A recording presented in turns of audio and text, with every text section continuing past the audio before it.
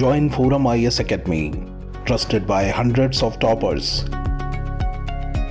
including IAS Rank 1 Shruti Sharma.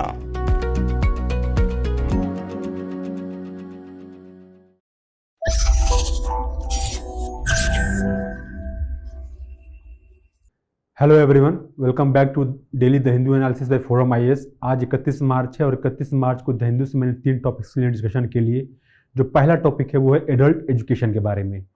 Adult education का data हम देखेंगे कि क्या इसके बेनिफिट्स है, क्या इसके एडवांटेजेस हैं। दूसरा टॉपिक के डिस्कशन के लिए वो है कि क्या पंजाब में खालिस्तान मूवमेंट रिवाइव हो रहा है।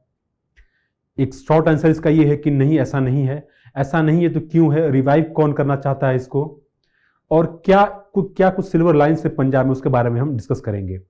तीसरा टॉपिक है आज का, एक साइंटिफिक डिस्कवरी हुई है पीजो इलेक्ट्रिक इफेक्ट को लेके कि अभी तक जो ये इफेक्ट सिर्फ सॉलिड मटेरियल्स में देखा जाता था, अब ये लिक्विड में भी पाया जा रहा है। ऐसा कुछ साइंटिफिक रिसर्च बता रहे हैं। इसके बारे में डिस्कस करेंगे कि पीजो इलेक्ट्रिक इफेक्ट क्या होता है, कैसे ये लिक्विड में पाया जा रहा है और क्या इसके एडवांटेजेस आने वाले समय में हो सकते हैं, कैसे ये पूरे इलेक्ट्रॉनिक सेक्टर को रिवोल्यूशनाइज कर सकता है। ठीक है, तो ये हमारे तीन टॉपिक डिस्कशन के लिए जो कंटेंट है, कंटेंट मैंने हैंड रिटन फॉर्मेट में प्रिपेयर किया है। इसको आप डाउनलोड कर सकते हैं, डिस्क्रिप्शन में लिंक दिया गया है फोरम लर्निंग हिंदी का, वहां से जाके इसको डाउनलोड करके रख ले फर्दर रेफरेंस के लिए। और जो वहां पे लिंक है वो टेलीग्राम चैनल का है। तो पहला टॉपिक है आज का एडल्ट लिटरेसी। देखिए, एजुकेशन की अगर हम बात करें तो पूर्व राष्ट्रपति प्रणब मुखर्जी ने कहा था कि education is the bedrock of enlightenment. शिक्षा आपको ज्ञान संपन्न बनाता है। जब आपके पास शिक्षा होती है तो तमाम तरह के रास्ते आपके लिए खुल जाते हैं। आपके सोचने समझने की क्षमता बदल जाती है, इनफैक्ट इंप्रूव हो जाती है। आप किस चीज़ को किस तरीके से देखते हैं वो आपका देखने का तरीका बदल जाता है। तो कहने का मतलब ये है कि ये जरूरी है कि देश में सभी लोग शिक्षित हों, साक्षर हों। लेकिन इंडिया में आज भी एक बड़ा संख्या है पॉपुलेशन का जो कि शिक्षित नहीं है या फिर कहीं साक्षर नहीं है। शिक्षित और साक्षर में फर्क है। यहाँ और ऑब्जेक्टिव है साक्षर बनाना लोगों को। देखें, इंडिया में अगर हम सेंसस की डाटा की बात करें तो एज पर 2011 सेंसस के हिसाब से जो टोटल लोग हैं जो अशिक्षित हैं इंडिया में, वो 25.76 करोड़ लोग अशिक्षित हैं। लेकिन 2011 के डाटा को आए हुए 12 साल लगभग हो गए। करंट जो डाटा है as per ministry of education, उनके हिसाब से उनका कहना यह है कि अभी भी 15 से 20 करोड़ लोग पास पढ़ने लिखने का समझ नहीं है, पढ़ने लिखने का ज्ञान नहीं है उनके पास। तो इसको ध्यान में रखते हुए देखें गवर्नमेंट का क्या ऑब्जेक्टिव है। प्रधानमंत्री पंडित नेहरू ने कहा था उस समय 1950s में, अर्ली 50s में, कि 1960 तक हमें 100% लिटरेसी अचीव कर लेना है। ठीक है, अभी क्या समय है, 75 साल बीत गए लेकिन अभी भी 100% लिटरेसी नहीं है। तो गवर्नमेंट्स का हमेशा से ऑब्जेक्टिव रहा है कि 100% लिटरेसी लाया जाए, देश में सभी लोग साक्षर हो जाएं, जितनी भी आवश्यकता है अपनी आवश्यकता के हिसाब से लोग पढ़ लिख लें। लेकिन अभी तक ऐसा नहीं हो पाया। देखें, अगर 100% लिटरेसी गवर्नमेंट को चाहिए तो उसके लिए क्या करना क्या होगा। पहला फोकस है स्कूल एजुकेशन। देखिए, हम यहाँ पे लिटरेसी की बात कर रहे हैं, ठीक है, तो कम से कम ये है कि अगर कोई प्राइमरी भी क्वालिफाइड है तो वो लिटरेट है। तो स्कूल एजुकेशन में फोकस करना। दूसरी बात यह है कि जो लोग ऑलरेडी स्कूल से पास आउट हो चुके हैं, एडल्टहुड में जा चुके हैं, जिन्होंने जो अशिक्षित हैं आज भी, उनको एडुकेट करना, यानी एडल्ट लिटरेसी। ठीक है, एडल्ट लिटरेसी। तो अगर ये दो ग्रुप ऑफ पॉपुलेशन को गवर्नमेंट टारगेट करे लिटरेट करने के लिए, तो इंडिया में 100% लिटरेसी हो सकती है। तो अभी जो स्कूल एजुकेशन है, स्कूल एजुकेशन में अगर आप ग्रॉस इनरोलमेंट रेशियो देखें आप, तो ऑलमोस्ट लगभग 100% है। इसका मतलब ये है कि जितने भी छोटे बच्चे हैं, 15 साल से कम के बच्चे हैं, वो सभी स्कूल, लगभग सभी बच्चे स्कूल जा रहे हैं। लेकिन एडल्ट की अगर हम बात करें, जितने भी एडल्ट हैं देश भर में, उसमें से अभी भी 15 से 20 करोड़ लोग लिटरेट नहीं हैं। इसके लिए गवर्नमेंट ने, इनको लिटरेट करने के लिए गवर्नमेंट ने कुछ स्कीम्स चलाए। पहला स्कीम था साक्षरता अभियान।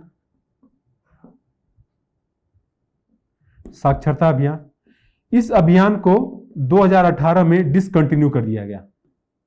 ठीक है, फिर उसके बाद गवर्नमेंट ने स्टार्ट किया पढ़ना लिखना अभियान। ठीक है, पढ़ना लिखना अभियान। हालांकि ये अभियान जब शुरू हुआ तो तुरंत पैंडेमिक आ गया और पैंडेमिक के चलते इसका जो इफेक्ट था वो अप्रोप्रिएट नहीं रहा, अप्रिशिएबल नहीं रहा। अब गवर्नमेंट ने शुरू किया है इसको ध्यान में रखते हुए कि ये प्रोग्राम डिसकंटिन्यू हो गया और ये पूरी ठीक तरह से काम नहीं कर पाया। गवर्नमेंट ने शुरू किया फिर न्यू इंडिया लिटरेसी प्रोग्राम। इसका 2021-22 से लेके कुछ 25-26 तक इसका ऑब्जेक्टिव इसको ऑपरेट करना, गवर्नमेंट ने फंड भी एलोकेट कर दिया है। तो आज जो द हिंदू में रिपोर्ट आया कि इस प्रोग्राम के अंडर में देखिए ये जो प्रोग्राम है टारगेट किसको करेगा, जो लोग 15 साल से ऊपर के हैं, 15 साल से ऊपर के हैं लेकिन वो इलिटरेट है, उनको ये प्रोग्राम टारगेट करेगा। आज द हिंदू में क्या रिपोर्ट आया कि फाइनेंशियल ईयर 22-23 में लगभग 23 लाख लोग लिटरेट हो गए, जिनको पढ़ने लिखने की समझ अब हो गई है। ऐसे 23 लाख लोग हैं और गवर्नमेंट का टारगेट है कि अगले साल यानी 23-24 में इसको बढ़ा के 1 करोड़ किया जाए। 15 से 20 करोड़ लोग अभी भी इलिटरेट है, तो गवर्नमेंट चाहते हैं कि हर साल 1 करोड़ एटलीस्ट लोग लिटरेट हो जाए, कि ये जो इलिटरेसी है वो ओवर टाइम कम होती जाए। तो गवर्नमेंट ने प्रोग्राम शुरू किया है न्यू इंडिया लिटरेसी प्रोग्राम। इसके मेन कंपोनेंट्स क्या क्या हैं? पहला कंपोनेंट है फाउंडेशनल लिटरेसी एंड न्यूमरेसी, कि जो बेसिक पढ़ने और लिखने की समझ है वो लोगों को हो जाए। जो छोटे छोटे कैलकुलेशंस होते हैं डेली के, हमें जिंदगी जीने के लिए रिक्वायरमेंट होते हैं, उनकी आवश्यकता होती है हमें, उसके बारे में लोगों को समझ में आ जाए। ये है फाउंडेशनल लिटरेसी एंड न्यूमरेसी। फिर है critical life skills. Critical life skills क्या हो सकते हैं? फॉर एग्जाम्पल आपको फाइनेंशियल लिटरेसी, अगर आप बैंक जा रहे हैं, बैंक में पैसा जमा कर रहे हैं, बैंक से पैसा लेके आ रहे हैं, तो कम से कम आपको इस बात की समझ हो कि आपने कितना पैसा जमा किया था, कितना उस पर ब्याज आपको मिला है, कितने उस पर चार्जेस कटे हैं। फिर है डिजिटल लिटरेसी। डिजिटल लिटरेसी आज के समय बुजुर्गों के लिए एक बहुत बड़ा चैलेंज हो गया है। काफी वो इंफीरियर फील करते हैं, डिसकनेक्टेड फील करते हैं बाकी लोगों से, क्योंकि आज के समय में ऑलमोस्ट सबके पास, सभी यूथ्स के पास, बच्चों के पास भी इनफैक्ट मोबाइल फोन है, दिन भर लोग बिजी रहते हैं। तो जरूरी यह है कि जो बुजुर्ग हैं उनको डिजिटल लिटरेसी है वो भी मोबाइल का इस्तेमाल कर सके और अपने आवश्यकता के हिसाब से उस पर अपना काम कर सकें। तो डिजिटल लिटरेसी भी बहुत जरूरी, ये भी एक क्रिटिकल लाइफ स्किल हो गया है। ठीक है, कुछ कॉमर्शियल स्किल आपके पास है, ठीक है, इट डजेंट मैटर कि कोई 50 साल का है, 60 साल का है, उसके अंदर कुछ उसको फाउंडेशनल लिटरेसी देखिए, उसके अंदर कुछ कॉमर्शियल स्किल्स डाली जा सकती हैं कि कुछ वो बिजनेस के पर्पज से या फिर पैसे कमाने के पर्पज से उसको डिप्लॉय कर सके उस स्किल को। ठीक है, फिर है कि अगर घर में जो औरतें हैं, जो हाउस वाइफ हैं, उनको चाइल्ड केयर की समझ हो कि चाइल्ड की अपब्रिंगिंग कैसे की जाती है, क्या उनके लिए न्यूट्रिशन इंपॉर्टेंट है। तो ये चीजें तब आती हैं जब पहले फाउंडेशनल लिटरेसी हो जाए, फिर उसके बाद क्रिटिकल लाइफ स्किल्स लोगों के अंदर पैदा की जाए। ठीक है, फिर है बेसिक एजुकेशन। बेसिक एजुकेशन मतलब कि जो प्रिपरेटरी एजुकेशन होता है, middle level education, secondary education, उसको हम बोलेंगे बेसिक लेवल का एजुकेशन। फिर वोकेशनल एजुकेशन है। गवर्नमेंट ने नेशनल स्किल डेवलपमेंट कॉर्पोरेशन शुरू किया है वोकेशनल एजुकेशन के लिए भी, लेकिन जो वोकेशनल एजुकेशन है नेशनल इंडिया लिटरेसी प्रोग्राम का भी ये हिस्सा है। इसमें जरूरी ये है कि किसी भी तरह का वोकेशनल ट्रेनिंग लोगों को मिल जाए, समझ हो जाए कि लोकल लेवल पे कोई एम्प्लॉयमेंट वो अपने लिए ढूंढ ले। एम्प्लॉयमेंट इसका मेन ऑब्जेक्टिव है। फिर कंटिन्यूइंग एजुकेशन क्या है? कंटिन्यूइंग एजुकेशन हो सकता है किसी भी टाइप का आर्ट्स आपने सीखा है, over and above foundational literacy, किसी तरह का आपने स्पोर्ट्स सीखा है। तो कहने का मतलब ये है कि जो आप बेसिक एजुकेशन जानने के बाद आप कंटिन्यूइंग एजुकेशन यानी कि उसके ऊपर आप बिल्डअप कर सकते हैं, किसी तरह का और आर्ट्स आप सीख सकते हैं, किसी तरह का टेक्नोलॉजी आप सीख सकते हैं, टेक्निकल स्किल आप सीख सकते हैं, उसको बोलेंगे हम कंटिन्यूइंग एजुकेशन। तो कहने का मतलब ये है कि इस प्रोग्राम में कई सारे कंपोनेंट्स है और सबसे इंपॉर्टेंट कंपोनेंट ये है कि लोगों को जो बेसिक न्यूमरेसी है, बेसिक फाउंडेशनल लिटरेसी है, उसकी समझ आ जाए। तो ये सारे कंपोनेंट्स है इस प्रोग्राम में। गवर्नमेंट का ऑब्जेक्टिव है कि आने वाले साल में 1 करोड़ लोगों को लिटरेट किया जाए अंडर दिस प्रोग्राम। देखें, अब ये जो प्रोग्राम है ये इंप्लीमेंट कैसे किया जाता है, कौन इसमें टीचर है, कहां पे पढ़ाया जाता है, कंटेंट इसका मटेरियल कहां से आता है। जो भी पढ़ाई होती है इसमें ये ऑनलाइन होती है। ठीक है, ये ऑनलाइन होती है। कौन इसमें पार्टिसिपेट करता है एज ए टीचर? वो वॉलंटियर्स करते हैं। वॉलंटियर्स कौन हो सकते हैं? जो स्कूल्स में, जो स्कूल्स में टीचर्स हैं वो हो सकते हैं, जो स्कूल्स में स्टूडेंट्स हैं वो भी हो सकते हैं। ये बात होगी टीचर्स की। अब बात कर रहे हैं कि जो पढ़ने का मटेरियल वो कहाँ से एक्सेस होगा। पढ़ने का मटेरियल एक्सेस होगा जो ऑनलाइन गवर्नमेंट का प्लेटफॉर्म है दीक्षा प्लेटफॉर्म से जो लर्निंग मटेरियल है उसको एक्सेस किया जा सकता है।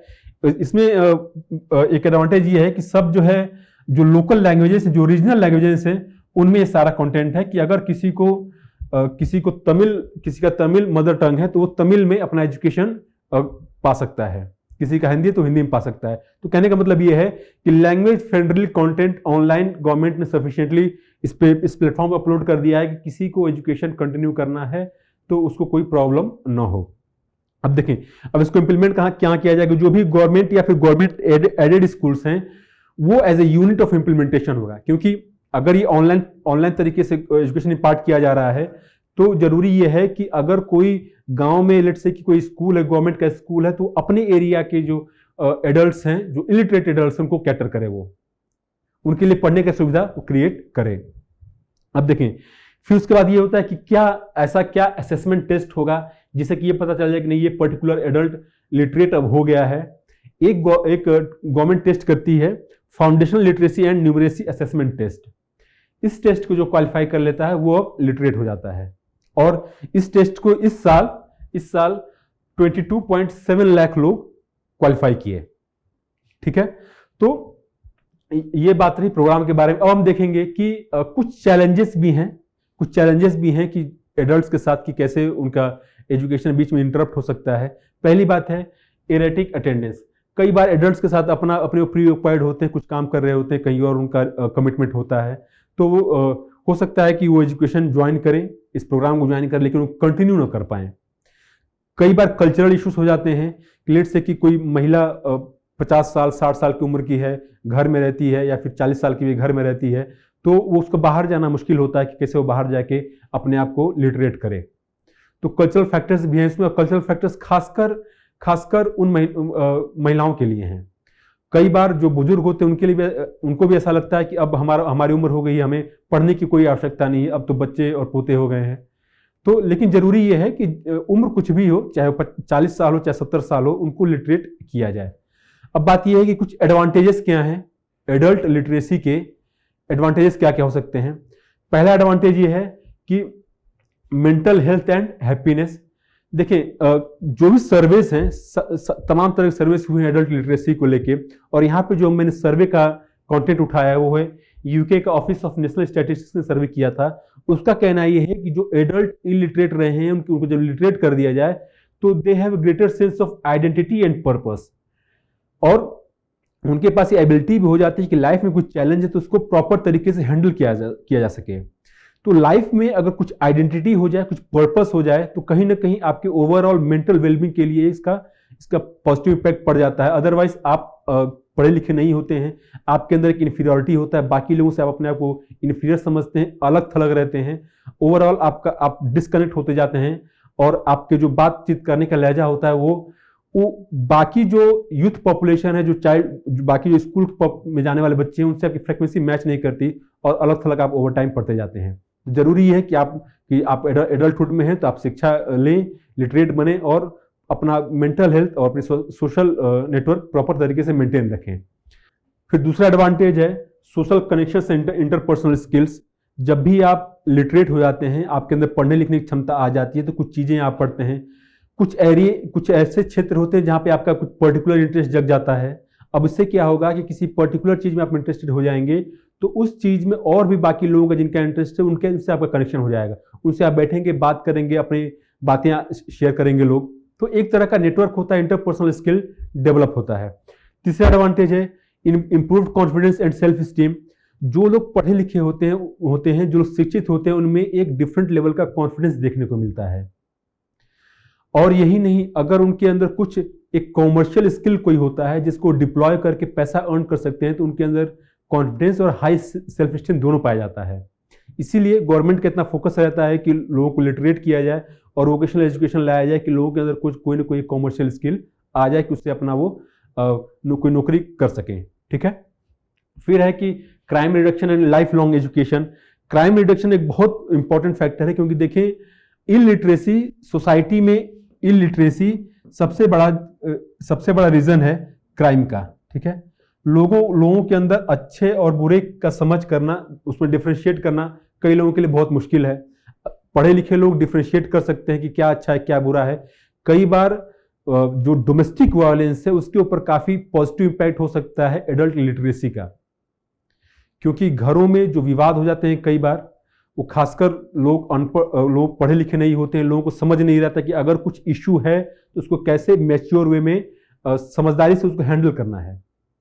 यहां पे काम आएगा लिटरेसी, ठीक है। अच्छा, इस पे फिर हम बात करें प्रिजन एजुकेशन का।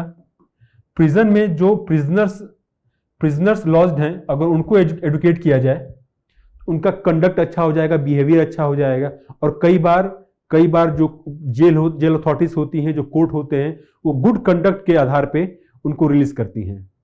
तो अगर प्रिजन में भी जो ऑफ कोर्स जो वहां पे एडल्ट से काफी सारे उसमें इलिटरेट हैं, तो उनको अगर लिटरेट किया जाए, उनका कंडक्ट अच्छा हो, तो एक को दोबारा अपना नया जीवन शुरू कर सकते हैं। फिर है कि employment opportunities, of course employment opportunities होंगी अगर आप कोई कमर्शियल स्किल एक्वायर करते हैं तो। फिर है कि an active mind is healthier mind. देखें, पढ़ा लिखा आदमी अगर उसको पढ़ने लिखने में इंटरेस्ट है, तो पढ़ना लिखना क्या होता है कि पढ़ना लिखना एक तरह का ब्रेन का एक्सरसाइज होता है। जिस तरह से फिजिकल एक्सरसाइज बॉडी को हेल्दी रखता है, उसी तरह से पढ़ना लिखना माइंड को हेल्दी रखता है। तो उससे क्या होगा कि जो भी एज रिलेटेड डिजनरेशन होता है ब्रेन टिश्यूज में, वो डिलेड हो जाएगा या फिर नहीं होगा। फॉर एग्जाम्पल डिमेंशिया, अल्जाइमर, ये ब्रेन सेल्स के वीक होने से, प्रॉपर तरीके से रिप्रोड्यूस ना होने से ये सब प्रॉब्लम्स आती हैं। लेकिन उससे क्या होगा कि लेट से कि अगर किसी को इसको लिटरेट कर दिया जाए, वो वर्ड पजल सॉल्व करता है, क्रॉस वर्ड सॉल्व करता है। तो इस तरह से मतलब कि ब्रेन का एक्सरसाइज अगर टाइम से होता रहे, तो जो एज रिलेटेड इश्यूज हैं ब्रेन की, वो डिले हो जाएंगी या फिर नहीं होंगी। तो कहने का मतलब ये है कि एडल्ट लिटरेसी एक बहुत ही इंपॉर्टेंट फैक्टर है एक फुलफिल्ड लाइफ जीने के लिए, एक ज्ञानपूर्ण जीवन जीने के लिए, ठीक है। तो ये था हमारा डिस्कशन एडल्ट लिटरेसी के बारे में। जो दूसरा टॉपिक है डिस्कशन के लिए, वो है खालिस्तान मूवमेंट के बारे में। एक डिबेट इंडिया में अभी छिड़ा हुआ है। जो इंटेलेक्चुअल्स थे वो 5-6 महीने पहले से डिस्कस कर रहे थे, लेकिन मीडिया पिछले लगभग 1 महीने से डिबेट कर रहा है, जब से अजनाला इंसिडेंट हुआ, ठीक है। अजनाला पंजाब में जो पुलिस स्टेशन पे जो अमृतपाल और उसके समर्थक आए और अपने एक सपोर्टर को वहां से जबरदस्ती लेके चले गए, तब से मीडिया डिबेट कर रहा है कि क्या खालिस्तान मूवमेंट दोबारा से रिवाइव हो गया पंजाब में। देखिए, अगर एक शॉर्ट आंसर इसका आपको दें तो ऐसा नहीं है, खालिस्तान मूवमेंट रिवाइव नहीं हुआ है, ठीक है। इसके कुछ रीजंस इस बारे में डिस्कस करेंगे आपसे। लेकिन ये सारा जो ये अमृतपाल का इशू है, ये पैदा कैसे हुआ। देखिए, पंजाब में पिछले कुछ सालों से, पिछले लगभग 1.5-2 सालों से एक तरह का वॉइड क्रिएट हो गया है। वॉइड देखें, आपकी फार्मर्स मूवमेंट जो हुआ, फार्मर मूवमेंट जब दिल्ली में हो रहा था, तो खालिस्तानीज एक तरह से एक्टिव थे उसमें, चाहे फॉरेन सपोर्ट हो, डोमेस्टिक सपोर्ट हो, हर जगह सपोर्ट कर रहे थे। और सबसे बड़ा इशू है पॉलिटिकल वॉइड का। देखिए, जो मेन स्ट्रीम पॉलिटिकल पार्टीज हैं वहां पे, वो अब फ्रिंज पार्टीज हो गई हैं इन matter of their strength in the assembly. आप कांग्रेस पार्टी की बात करें, शिरोमणि अकाली दल की बात करें, ये दोनों मेन स्ट्रीम पॉलिटिकल पार्टीज थी। आज इनके पास बहुत ज्यादा कुछ नंबर है नहीं। तो जब से आम आदमी पार्टी आई है वहां पे, तो कहीं ना कहीं इस तरह का पॉलिटिकल वॉइड क्रिएट हुआ है। और उस पॉलिटिकल वॉइड को कौन फिल कर रहा है, जो प्रो खालिस्तानी एलिमेंट्स हैं, अपने नैरेटिव फैला के उसको फिल करना चाह रहे हैं। तो देखिए, फार्मर्स मूवमेंट हुआ, फार्मर मूवमेंट्स में खालिस्तानी से एक्टिव हुए। उसमें एक आदमी था दीप सिद्धू, ये काफी एक्टिव था फार्मर्स प्रोटेस्ट में। ये एक पार्ट टाइम एक्टर भी था और एक तरह से यूथ एक्टिविस्ट भी था। लेकिन इस आदमी का रोड एक्सीडेंट में डेथ हो गया due to high speeding car. देखिए, इस आदमी का डेथ हुआ है तो क्या हुआ कि एक वारिस पंजाब दे एक प्लेटफॉर्म था, ठीक है। ऑलमोस्ट ये कह सकते हैं कि खालिस्तानी सिंपथाइजर प्लेटफॉर्म था। तो ये इस प्लेटफॉर्म को दीप सिंधु हेड करता था। लेकिन जब दीप सिंधु नहीं रहा, मर गया, तो अचानक से लैंड किया अमृतपाल दुबई में रह रहा था। इनफैक्ट ये पिछले दुबई में 10 साल से रह रहा था और अगस्त में इंडिया आ गया, ठीक है। अगस्त में इंडिया आया, अपने आप को प्योर सिख कहने लगा, बैप्टिसाइज भी हुआ। तो ये यहाँ पे आके वारिस पंजाब ते का जो प्लेटफॉर्म है उसको हाईजैक किया और वारिस पंजाब से जितने भी लोग जुड़े हुए सबके ऊपर अपना इन्फ्लुएंस एक्सरसाइज करने लगा। तो देखिए, जब अमृतपाल इंडिया में आया तो अमृतपाल के ने पहले इसका जो अप्रोच रहा है वो बेसिकली 3 pronged अप्रोच रहा है। पहली बात तो ये है कि return to a pure form of Sikhism, जो एक तरह से कह सकते हैं कि फंडामेंटल फॉर्म ऑफ सिखिज्म है उसकी तरफ रिटर्न करना, यानी कि जिस तरह का वेशभूषा पहनना, कपड़े पहनना, या फिर जिस तरह का रहन सहन, खान पान, सारी चीजें जो है प्योर फॉर्म ऑफ सिखिज्म। देखें, खालिस्तान जो मूवमेंट है, खालिस्तान मूवमेंट किससे जुड़ा हुआ है? खालिस्तान मूवमेंट की आइडेंटिटी क्या है? सिखिज्म। ठीक है, तो अगर किसी को खालिस्तान का लीडर बनना है तो उसको सिखिज्म उसका जो है एक मेन टूल होना चाहिए। सिखिज्म को टूल बना के लोग खालिस्तान मूवमेंट चलाते हैं, जो भी लोग चलाते हैं। तो जरूरी यह है कि लोगों को यह समझाया जाए कि क्या प्योर फॉर्म ऑफ सिखिज्म होता है, क्या इम्प्योर फॉर्म ऑफ सिखिज्म होता है। तो उससे क्या होगा? देखें, अगर प्योर फॉर्म ऑफ सिखिज्म की बात हो रही है तो इम्प्योर कौन हुआ? इम्प्योर कौन होगा? अब जो बाकी जो माइनॉरिटीज है स्टेट में वो अब इम्प्योर हो गए। ठीक है, सिख्स, हिंदूस, बाकी लोग। तो अगर प्योर अच्छा होगा, जाहिर सी बात है प्योर अच्छा होगा, तो इम्प्योर क्या होगा? बुरा होगा। तो कहीं ना कहीं लोगों में एक फंडामेंटल कह सकते हैं एक तरह से लोगों में दरार पैदा करने की कोशिश हो रही थी, इस तरह का नैरेटिव पैदा करके। पहली बात ये थी। जो दूसरा इसका अप्रोच था कि फ्रीडम फ्रॉम ड्रग्स। पंजाब में ड्रग एक बहुत बड़ा इशू है। ड्रग बहुत बड़ा इशू है पंजाब के यूथ के लिए। तो ये क्या करता था कि ये डी एडिक्शन सेंटर्स खोलता था। ठीक है, डी एडिक्शन सेंटर्स खोलना, कहने का मतलब ये है कि एक तरह का ये यूथ एक्टिविस्ट होना चाह रहा था, सोशल वर्क करना चाह रहा था। तो डी एडिक्शन सेंटर खोल के क्या करेगा? 2 चीजें। पहली बात, जो लार्जेस्ट सोसाइटी है, सोसाइटी का सिंपैथी गेन करेगा। ठीक है, पहली बात। दूसरी बात, जो यूथ डी एडिक्ट हो जाएंगे वो इसके हार्डकोर फॉलोअर्स हो जाएंगे। ठीक है, तो इसको समाज की सिंपैथी भी चाहिए, कुछ एक्टिव वर्कर्स भी चाहिए। तो डी एडिक्शन सेंटर से दोनों काम हो जाएगा। कहने का मतलब ये है कि इस तरह का सोशल एक्टिविज्म करके एक अपना इन्फ्लुएंस बढ़ाना चाह रहा था पंजाब की सोसाइटी पे, कि पूरे पंजाब के लोग उसके सिंपैथाइज करें उसके कॉज से। उसका कॉज क्या था? खालिस्तान स्टेट बनाना। तो आप देखें कि प्योर सिख भी लोग हो गए, ड्रग से फ्री हो गए। अब क्या होगा? Formation of A separate state. आपका जो आइडेंटिटी है वो सिखिज्म है।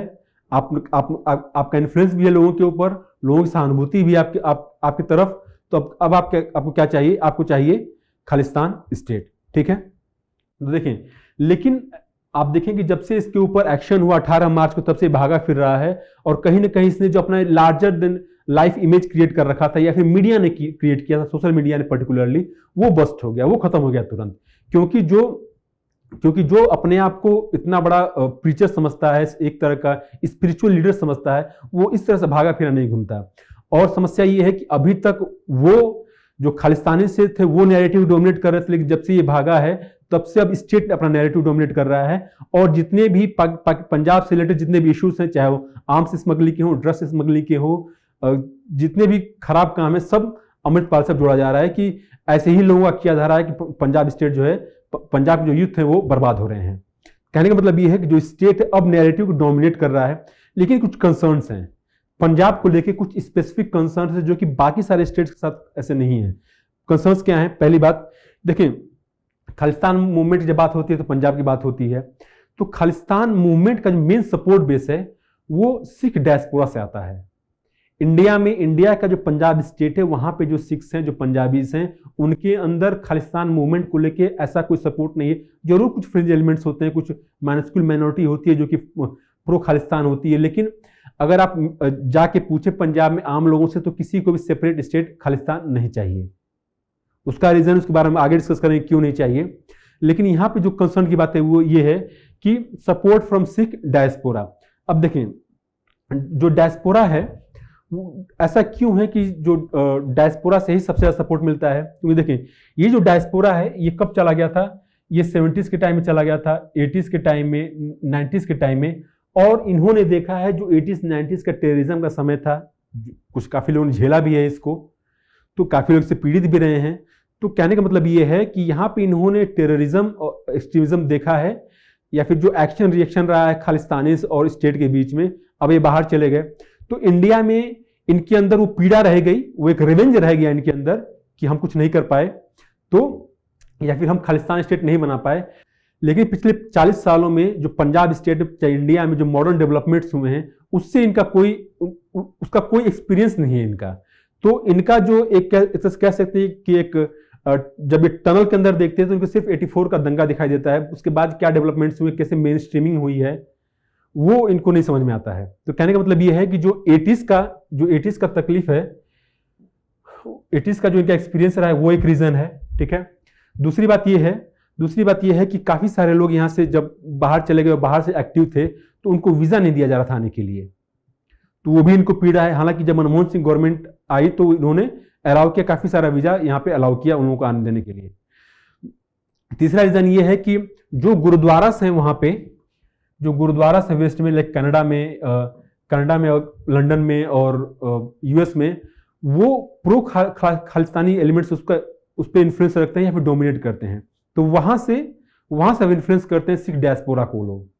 तो कहने का मतलब ये है कि जो सिख डायस्पोरा है उसके अंदर ज्यादा सपोर्ट है खालिस्तान मूवमेंट को लेके, इंडिया के लोगों में उतना नहीं है। अब देखें क्या हुआ कि अगर सपोर्ट डायस्पोरा में है तो इसका क्या आउटकम आया है। देखिए जितने भी टारगेटेड किलिंग्स हुए हैं पंजाब में, इंटेलिजेंस सोर्सेस का कहना यह है कि सारे जो टारगेटेड किलिंग्स हुए हैं ये इनका प्लानिंग फॉरेन में हुआ है और वहीं से बैठ के इसका एग्जीक्यूशन भी किया गया है, पहली बात। दूसरी बात आप देखें कि जितना भी सोशल मीडिया पे एक्टिव हैं लोग खालिस्तान मूवमेंट को लेके, ये लोग भी बाहर से ही हैं। यही नहीं, आप देखें कि जो प्रोटेस्ट हुए हैं इंडियन हाई कमीशन लंदन में या फिर सैन फ्रांसिस्को में जो इंडियन कॉन्सुलेट है वहां पे, कनाडा में, तो ये जो प्रोटेस्ट जितने वहां पे हुए उतने इंडिया में भी नहीं हुए हैं। अच्छा, खालिस्तान मूवमेंट डायस्पोरा में इसलिए भी एक्टिव है पॉलिटिकल पर्पस के लिए भी। वहां के जो पॉलिटिशियंस फॉर एग्जांपल कनाडा के, वो लोग जानबूझ के एक्टिव रहते सिर्फ इनका वोट पाने के लिए, इनके साथ सिंपैथाइज करके इनका वोट पाने के लिए। और वहां प्रोटेस्ट वगैरह कुछ होते हैं तो कुछ एक्शन नहीं लेते हैं। तो पॉलिटिकल रीजन भी है, ये भी रीजन है कि इनका कोई एक्सपीरियंस नहीं रहा है, जो इंडिया में मॉडर्नाइजेशन हुआ, जो डेवलपमेंट हुआ, जो मेन स्ट्रीमिंग हुई है। ठीक है, तो ये कुछ रीजन है कि क्यों सिख डायस्पोरा एक्टिव है खालिस्तान मूवमेंट को लेके। जो दूसरा सबसे बड़ा चैलेंज है वो है स्लीपर सेल्स का। ठीक है, खालिस्तान मूवमेंट को लेकर जो इंडिया में स्लीपर सेल्स हैं वो एक्टिव रहती हैं हमेशा। मींस कि इंडिया में स्लीपर सेल्स हैं। स्लीपर सेल्स का मतलब क्या होता है? Pro Khalistan elements. मींस कि जो खालिस्तान की अगर कोई आइडियोलॉजी है तो उसको फॉलो करना, उसके साथ सिंपैथाइज करना, लॉजिस्टिकल सपोर्ट प्रोवाइड करना जब भी रिक्वायरमेंट हो, ठीक है, लॉजिस्टिकल सपोर्ट। अच्छा, ये क्या होता है कि ये हमेशा एक्टिव नहीं रहते। अगर ये 10 साल से भी यहाँ पे हैं स्लीपर सेल्स, अगर अमृतपाल को आज जरूरत पड़ी तो ये आज उसको सपोर्ट कर रहे होंगे। अगर अमृतपाल कहीं भाग रहा है तो जरूर कहीं ना कहीं जो स्लीपर सेल्स हैं वो उसको स्केप करने में मदद कर रहे हैं, भागने में। तो स्लीपर सेल्स का रहना सिक्योरिटी फोर्सेस के लिए, इंटेलिजेंस फोर्सेस के लिए, इंटेलिजेंस के लोगों के लिए सबसे बड़ा चैलेंज है। तीसरा जो कंसर्न है इंडिया के लिए वो है सपोर्ट फ्रॉम नेबर्स। देखें, पाकिस्तान पिछले लगभग 50 सालों से खालिस्तान मूवमेंट को सपोर्ट कर रहा है, 1970 से एक्टिव है। अब सवाल ये पैदा होता है कि पाकिस्तान क्यों कर रहा है। देखिए 1971 में जब बांग्लादेश लिबरेट हुआ उसमें इंडिया का बहुत बड़ा रोल था। इनफैक्ट इंडिया का डिसाइसिव रोल था इस पाकिस्तान को लिबरेट करने में। तब से पाकिस्तान ने ठाना है कि जो पाकिस्तान का आइडियोलॉजी है, जो वे ऑफ थिंकिंग है, वो ये है कि डेथ बाय 1000 कट्स।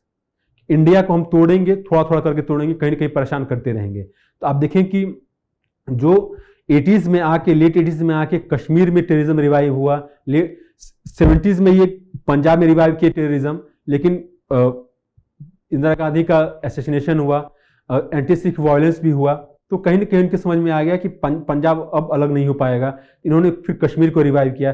कहने का मतलब ये है कि खालिस्तान मूवमेंट का क्रिएट होना ही उसमें पाकिस्तान का हाथ रहा है। अगर खालिस्तान मूवमेंट सस्टेन किया है तो उसमें पाकिस्तान का एक्टिव रोल रहा है। ठीक है, तो पाकिस्तान इनको आइडियोलॉजिकल सपोर्ट देना, इनको लॉजिस्टिकल सपोर्ट देना। देखें आप पंजाब स्टेट में कितने सारे ड्रोन से हथियार और ड्रग्स सप्लाई किया जाता है।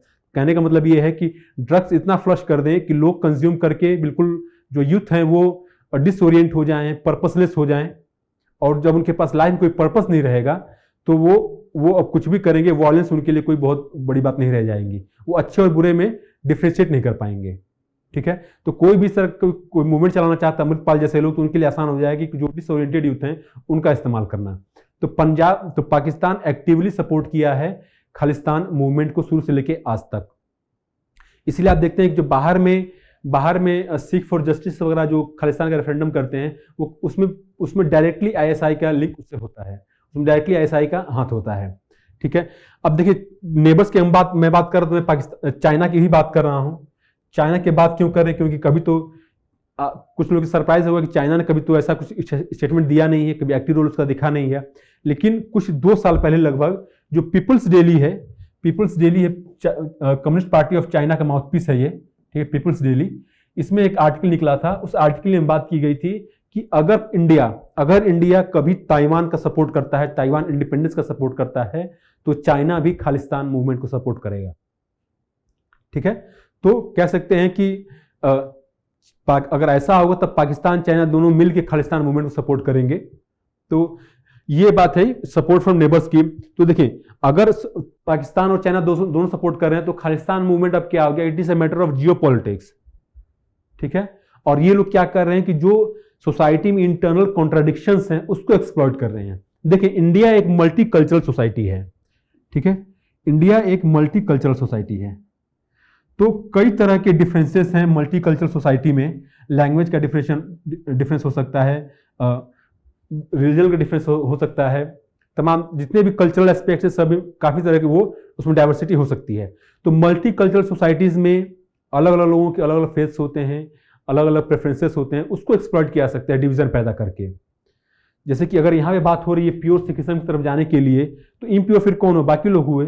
तो ये जो सोसाइटी जो इंटरनल कॉन्ट्राडिक्शन है उसको एक्सप्लॉइट करने की बात की जा रही है यहाँ पे, कि उसको कैसे इसलिए एक्सप्लॉइट किया जाए क्योंकि देखिए अगर कोई भी होमोजेनस स्टेट रहेगा तो वहां पे जल्दी इस तरह का सेपरेटिज्म या फिर सेसेशनिस्ट मूवमेंट चलाना आसान नहीं है। कश्मीर में आसान था, पंजाब में आसान है, लेकिन यूपी में बिहार में आसान नहीं होगा। ठीक है। तो आप देखिए नॉर्थ ईस्ट में भी कितना सेपरेटिस्ट मूवमेंट चलता रहा है। तो कहीं ना कहीं जो सोसाइटी में जो डाइवर्सिटी है उसको जो फोर्सेस इंडिया के अगेंस्ट काम करती हैं वो उसको एक्सप्लॉइट करती हैं। तो ये तो बात थी कंसर्न्स। ये कंसर्न्स में जो 3 इंपॉर्टेंट कंसर्न्स है, पहला कंसर्न जो सिख डायस्पोरा में इस मूवमेंट का सपोर्ट होना, जो स्लीपर सेल्स हैं उनका इंडिया में होना हमेशा, और जो खालिस्तान मूवमेंट एक जियोपॉलिटिक्स का मैटर हो गया, ये एक कंसर्न है। तो 3 बेसिक कंसर्न है, जियोपॉलिटिक्स में सपोर्ट फ्रॉम और नेबर्स, ये 3 बेसिक कंसर्न है। अब देखें कि अब हम एनालाइज करेंगे कि खालिस्तान मूवमेंट फेल क्यों हुआ है, किस तरह से जो स्टेक होल्डर्स हैं उन्होंने किस तरीके से खालिस्तान मूवमेंट को हैंडल किया है, और क्या रीजन रहा है कि इंडिया में सपोर्ट नहीं मिला है खालिस्तान मूवमेंट को।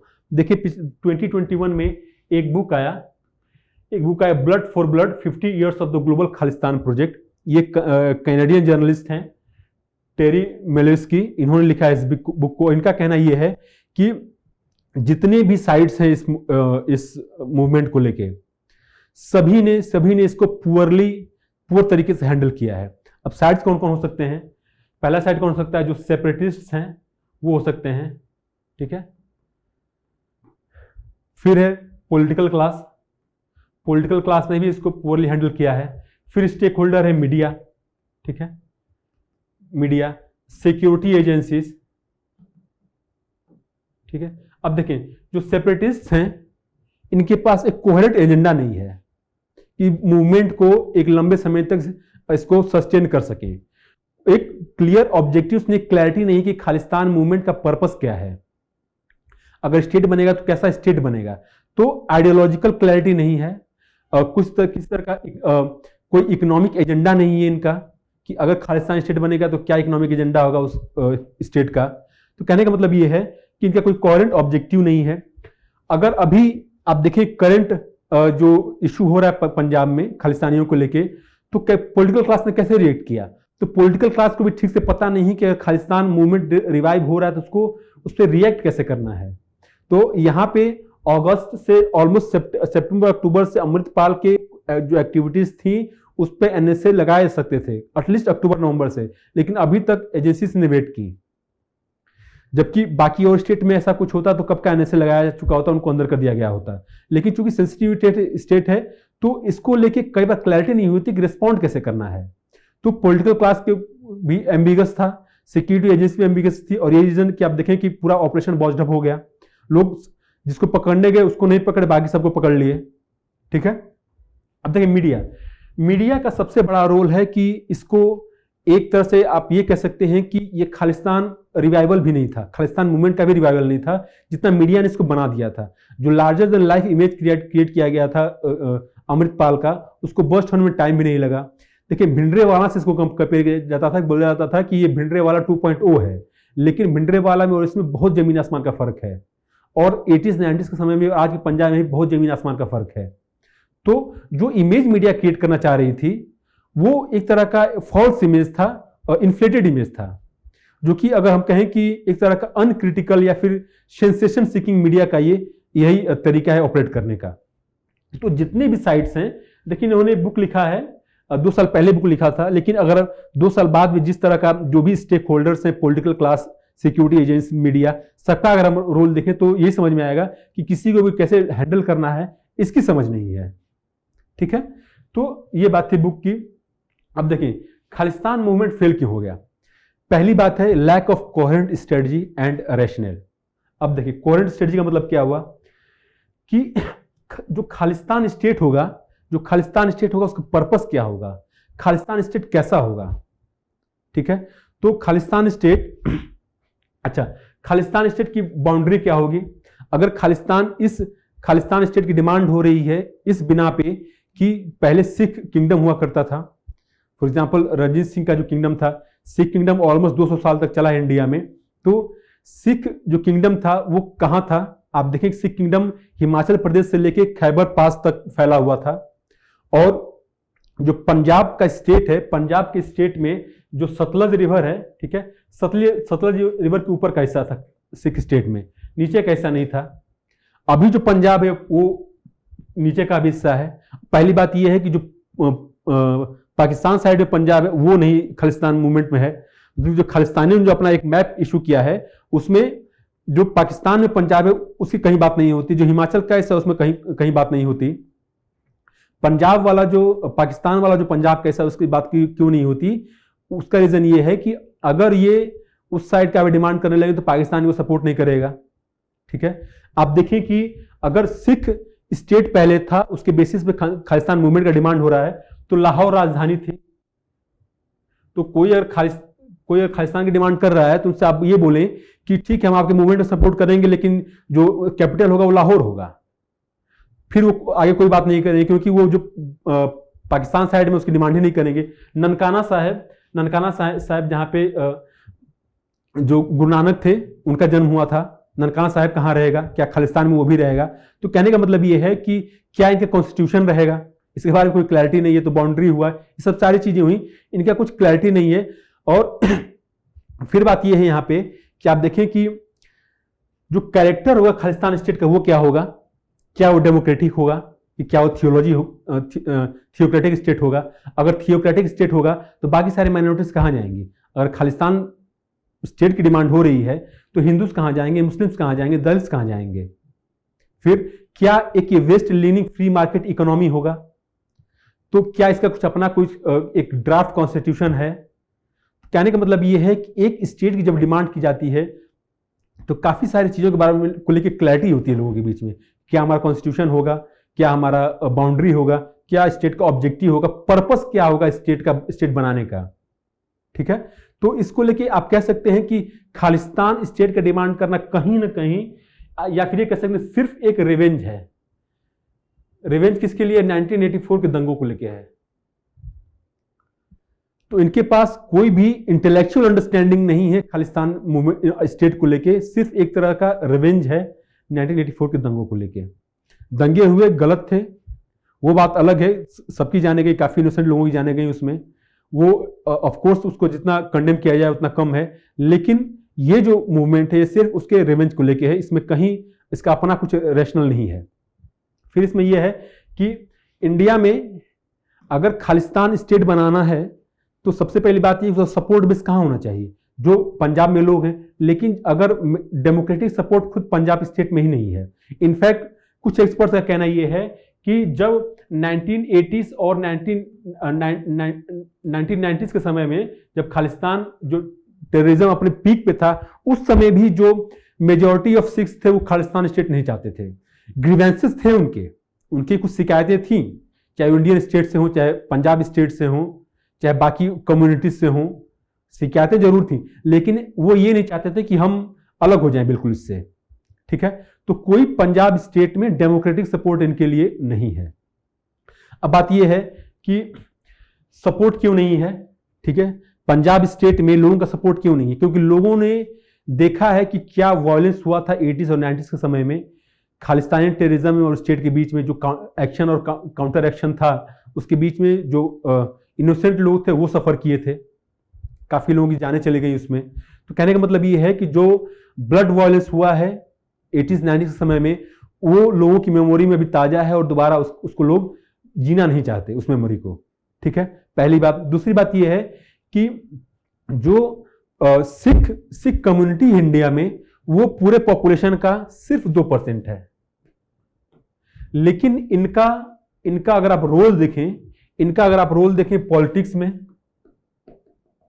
आर्मी में, सिविल सर्विसेज में, जुडिशरी में, तो जितना इनका परसेंटेज है पॉपुलेशन का, उससे कहीं ज्यादा इनका रोल रहा है, चाहे पॉलिटिक्स हो चाहे आर्मी हो। आप देखें पॉलिटिक्स में 2% पॉपुलेशन ने प्रेसिडेंट भी दिया है, प्राइम मिनिस्टर भी दिया है 10 साल तक के लिए। मनमोहन सिंह 10 साल तक प्राइम मिनिस्टर थे। जुडिशरी में चीफ जस्टिस हुए हैं। आर्मी में सिख रेजिमेंट जो है काफी इंपॉर्टेंट रेजिमेंट है, काफी सारे आर्मी चीफ भी हुए हैं। कहने का मतलब यह है कि अब बिजनेस का भी देखें आप कि बिजनेस में बहुत बड़ा इनका कंट्रीब्यूशन है। ठीक है, चाहे बिजनेस वो यहां करते हो चाहे वेस्ट में जाके करते हो। एग्रीकल्चर का आप देखें, जो सबसे पहले जिस एग्रीकल्चरल कम्युनिटी के पास प्रॉस्पेरिटी आई वो पंजाब में आया, सिखों के पास आया, क्योंकि जो ग्रीन रिवोल्यूशन का फोकस पंजाब था, कुछ वेस्ट यूपी का इलाका था, फिर आंध्र प्रदेश में था, क्योंकि यहाँ पे बड़े किसान थे। तो आप एग्रीकल्चर की बात करें, बिजनेस की बात करें, पॉलिटिक्स की बात करें, सिविल सर्विसेज की बात करें, आर्मी की बात करें, हर जगह अपने पॉपुलेशन के प्रोपोर्शन से कहीं ज्यादा इनका कंट्रीब्यूशन रहा है। मीन्स कि ओवरऑल जो लेवल ऑफ प्रॉस्पेरिटी है वो काफी अच्छा है। तो जो लोग सुखी जीवन जी रहे हैं वो कभी नहीं चाहेंगे कि इस तरह का वायलेंस दोबारा हो इनके साथ। ठीक है, तो यही रीजन है कि पंजाब में खुद लोगों का सपोर्ट नहीं खालिस्तान मूवमेंट को लेके। ठीक है, तो कहने का मतलब यह है कि अभी जो एक तरह का माहौल बना दिया गया था कि खालिस्तान मूवमेंट रिवाइव होगा, ऐसी कोई बात नहीं है।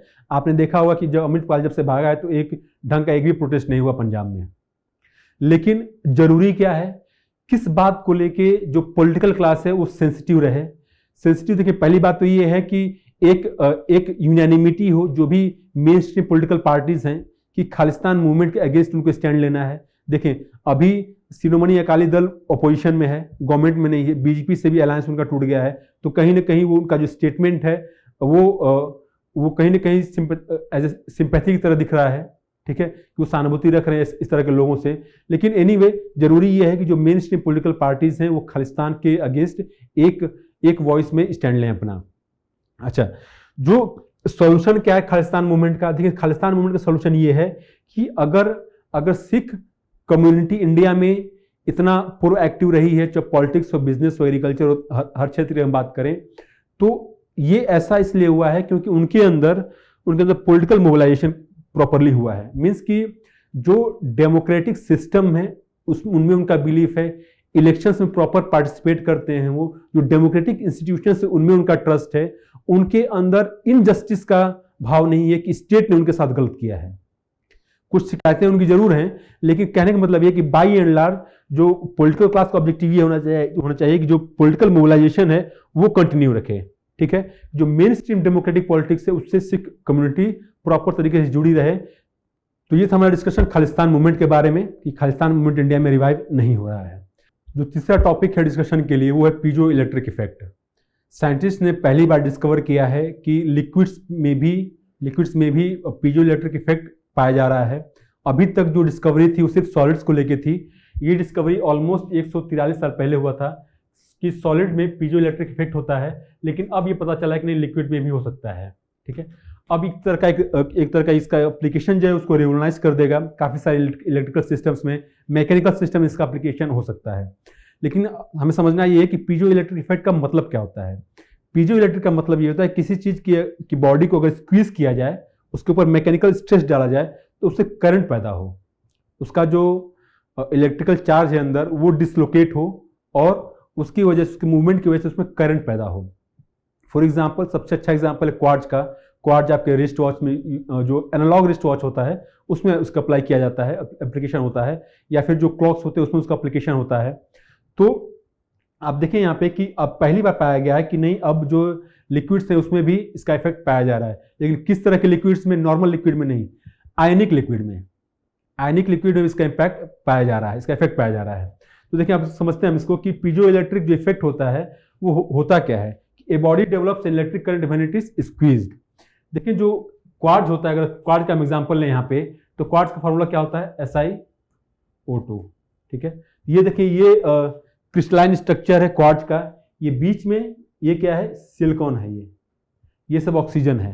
ठीक है, अब देखें, जो एक तरह का जो यूनिट स्ट्रक्चर होता है इसका, जो सबसे छोटा यूनिट होता है क्वार्ट्ज क्रिस्टल का, वो एक तरह का पिरामिड फॉर्म में होता है। तो पिरामिड फॉर्म में बीच में, पिरामिड के बीच में सिलिकॉन होता है और उसके सारे जो पॉइंट्स होते हैं, जो कॉर्नर्स होते हैं, वहां पे ऑक्सीजन होते हैं। और होता क्या होता है कि एक ऑक्सीजन को दो पिरामिड शेयर करते हैं। ठीक है, तो अगर आप देखें कि अगर पिरामिड को ऐसे बनाया जाए, ठीक है, ऐसे, तो यहां बीच में सिलिकॉन का मॉलिक्यूल होगा और यहां पे ऑक्सीजन, ऑक्सीजन, ऑक्सीजन। और होगा क्या कि ये जो पिरामिड है, क्वार्ट्ज क्रिस्टल का जो स्ट्रक्चर है, पिरामिड फॉर्म में है, जो यूनिट स्ट्रक्चर है इसका, और एक पिरामिड का जो ऑक्सीजन होगा वो दूसरा जो पिरामिड है उसको शेयर करेगा। तो ये जब रेप्लिकेट होता जाएगा तो एक सॉलिड स्ट्रक्चर बन के उभरेगा।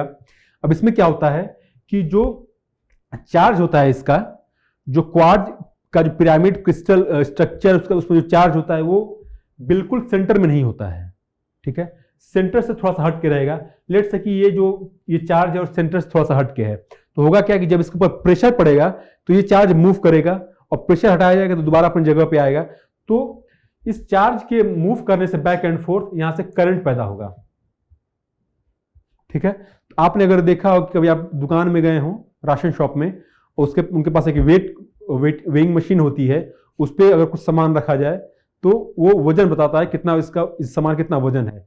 तो वो वजन कैसे बताता है? वजन ऐसे बताता है कि उस पर जब सामान रखते हैं तो मैकेनिकल स्ट्रेस पड़ता है और पीजो इलेक्ट्रिक मटेरियल्स अंदर होते हैं, वो जब दबते हैं तो उससे करंट पैदा होता है। तो करंट का अमाउंट कितना है उससे पता चलेगा कि जो मैकेनिकल स्ट्रेस है उसका कितना अमाउंट है, यानी जो सामान उसके ऊपर रखा गया है उसका कितना अमाउंट है। तो बेसिकली करंट के मूवमेंट से इसका जो करंट है वो पैदा होता है। ठीक है, अब देखें, अभी तक क्या होता था कि सिर्फ सॉलिड में ही पीजो इलेक्ट्रिक इफेक्ट देखने को मिलता था, लिक्विड्स में नहीं मिलता था, क्योंकि ये माना जाता था कि अगर कोई सॉलिड स्ट्रक्चर हो, कोई ऑर्गेनाइज स्ट्रक्चर हो, तभी तो उसको स्क्वीज किया जाए। अगर स्ट्रक्चर ऑर्गेनाइज नहीं है, अगर प्रिज्म के फॉर्म में क्वार्ट्ज की क्रिस्टल्स नहीं है, तो कैसे उनको स्क्वीज किया सकता है? लिक्विड का कोई स्ट्रक्चर नहीं है, लिक्विड को जहां जिस कंटेनर में आप डाल दें उसका वो शेप ले लेता है, लेकिन बाकी सारे जो सॉलिड मटेरियल्स उनका अपना शेप होता है। तो इसलिए माना जाता था कि जो लिक्विड है, लिक्विड में पीजो इलेक्ट्रिक इफेक्ट नहीं पाया सकता। लेकिन अब देखें कि जो हुक्स लॉ है उसके हिसाब से जो पीजो इलेक्ट्रिक है उसको डिफाइन किया जाता था कि force required to squeeze is linearly proportional to the amount of squeezing. तो पीजो इलेक्ट्रिक इफेक्ट जानने के लिए, पीजो इलेक्ट्रिक मटेरियल्स को समझने के लिए दो चीजों की जरूरत हुआ करती थी, एक हुक्स लॉ की और एक है डाई इलेक्ट्रिक मटेरियल्स की। देखिए यहाँ पे कुछ मिस्टेक है, हुक्स लॉ इससे रिलेटेड नहीं है, ये डिफरेंट है। ठीक है, तो ये पहला हुआ हुक्स लॉ और ये दूसरा हुआ कि properties of dielectric materials. Dielectric materials क्या होते हैं कि जो खुद इलेक्ट्रिसिटी कंडक्ट नहीं करते, लेकिन उनके इलेक्ट्रॉन्स जो वो इफेक्ट में आ सकते हैं इलेक्ट्रिक फील्ड के, माइल्डली इफेक्ट में आ सकते हैं। तो कहने का मतलब ये है कि जो पीजो इलेक्ट्रिक मटेरियल्स को आइडेंटिफाई किया जाता था उसका दो तरीके से, हुक्स लॉ और डाई इलेक्ट्रिक मटेरियल्स। ठीक है, इनके बेसिस पे। लेकिन अब ये पाया जा रहा है कि जो आयनिक लिक्विड्स हैं, देखिए, एक हुआ मॉलिक्यूलर लिक्विड, कि जो लिक्विड है वो इलेक्ट्रिकली न्यूट्रल है, आयनिक लिक्विड इलेक्ट्रिकली चार्ज्ड है। तो अभी तक जो ये समझा जाता था कि लिक्विड्स में पीजो इलेक्ट्रिक इफेक्ट नहीं पाया जाएगा, तो ये जो एजम्पशन है वो नॉर्मल लिक्विड पे अप्लाई होता है जो कि इलेक्ट्रिकली न्यूट्रल है, लेकिन जो आयनिक लिक्विड्स हैं उनमें पीजो इलेक्ट्रिक इफेक्ट पाया जा रहा है। अब इसका एप्लीकेशन क्या हो सकता है? देखें, जो क्वार्ट्ज क्रिस्टल्स होते हैं या फिर और जो पीजो इलेक्ट्रिक मटेरियल्स होते हैं उनका काफ़ी सारा एप्लीकेशन होता है। क्लॉक में होता है, एनालॉग रिस्टॉचेस में होता है, जैसा मैंने आपको पहले बताया। उसी तरीके से इसका मोबाइल में होता है, जो एकॉस्टिक गिटार्स होते हैं उनमें इसका इस्तेमाल होता है। तो काफ़ी ज़्यादा इसका एप्लीकेशन है। लेकिन उससे होता क्या है कि ये जो मटेरियल्स यूज़ किए जाते हैं तो बाद में कहीं ना कहीं जाके इन्वायरमेंट को पोल्यूट करते हैं जब इनको डिस्कार्ड किया जाता है। लेकिन अगर जो लिक्विड पीजो इलेक्ट्रिक मटेरियल होगा, अगर उसका एप्लीकेशन किया जाए तो वो इन्वायरमेंटल फ्रेंडली होगा। ठीक है, वो इन्वायरमेंटली फ्रेंडली भी होगा, उसको रिसाइकिल भी किया जा सकता है, वो काफ़ी ज़्यादा चैलेंज भी होगा, पॉल्यूट नहीं करेगा उतना। तो अभी इसका कहाँ एप्लीकेशन कैसे कैसे हो सकता है ये भी देखना बाकी है। लेकिन ये जरूर है कि अगर आयनिक लिक्विड्स में अगर पीजो इलेक्ट्रिक इफेक्ट पाया जा रहा है तो वो आने वाले समय में एक तरह से जो एप्लीकेशन इसका वो काफ़ी मेजर वे में चेंज हो सकता है। ठीक है, तो ये था हमारा डिस्कशन इन 3 टॉपिक्स पे। Thank you very much.